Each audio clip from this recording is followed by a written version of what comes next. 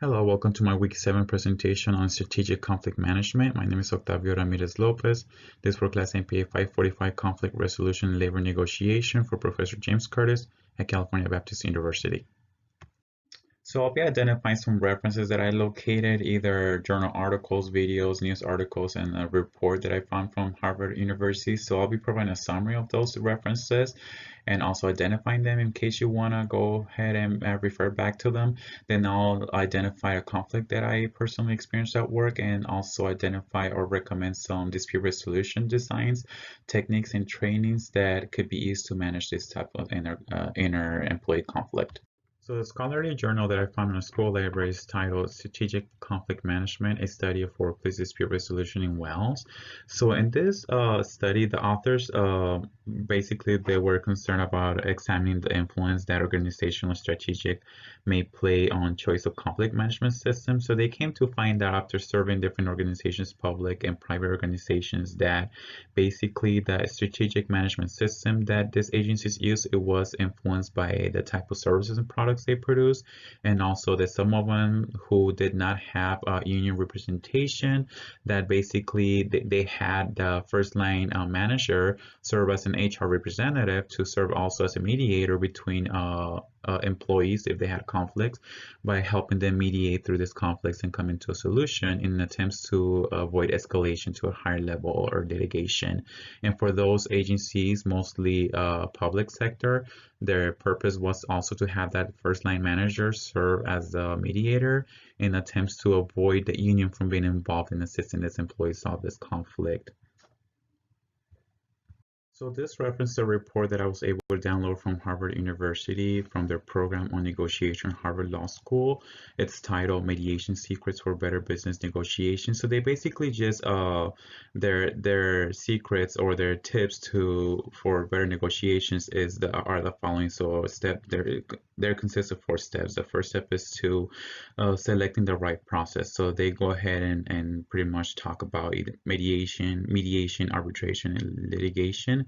And then the step 2 is by knowing how to choose the right mediator. So the recommended ADR was mediation. So you want to choose a mediator who's able to build rapport with both parties. By building rapport, they're able to build a relationship of understanding, empathy, and trust with both the disputing parties.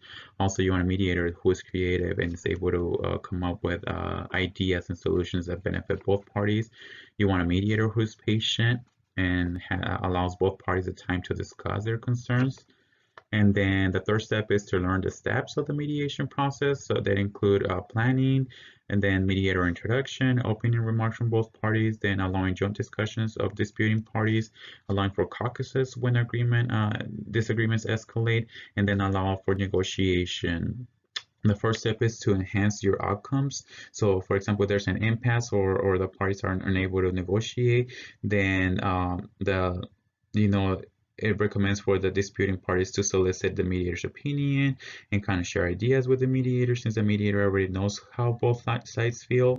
And then also to take a reality test and make sure look if your expectations are realistic, and how likely are you to win in court if your case goes to court.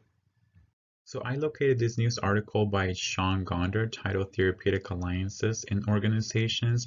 So the author emphasizes on the management system use, that basically managing conflict, it does not necessarily depend on the role of the leader, the authority, hierarchy, chain of command, or performance measures or trainings, but that it also depends on the healthy relationships amongst employees.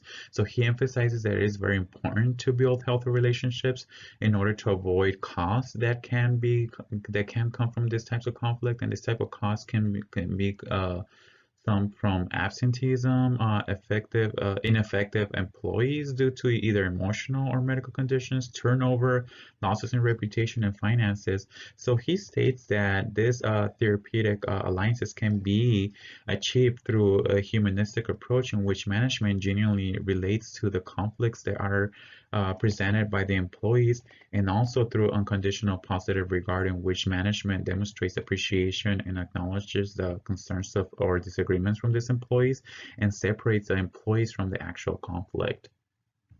All right, so I found this video titled How to Train Employees, Effective Adult Training Programs, Employee Education for Adult Learners. And this video was produced by Vestilar, which is a training and consulting institute that focuses on addressing human conflict. So basically they state that adults learn by being engaged, and so basically allow them time for discussion and simulation for active learning.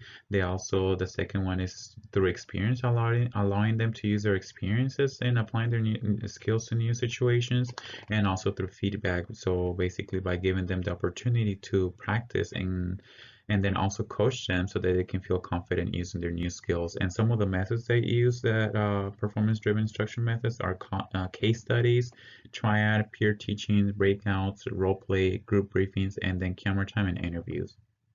So one of the conflicts that I faced at work is speaking Spanish. Again, it was a private conversation between me and another employee, but another person was kind of eavesdropping and could not make up what we were saying. So she became a little upset that we're speaking Spanish in the office, even though we conduct business in the English language. So the type of dispute resolution design I recommend is mediation, to allow either the immediate supervisor or the manager to serve as a mediator to assist employees coming to a solution and agreement, and then understand that, even though English is the business language preferred for the office, that we still have our First Amendment right to speak in any type of language.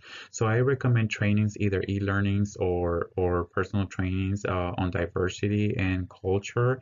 Unfortunately, right now, due to COVID-19, I completely recommend doing like Zoom sessions with employees and allow them to share culture and stories on culture or diversity. All right, so these are just my references. Thank you so much, and hopefully everyone's having a great weekend.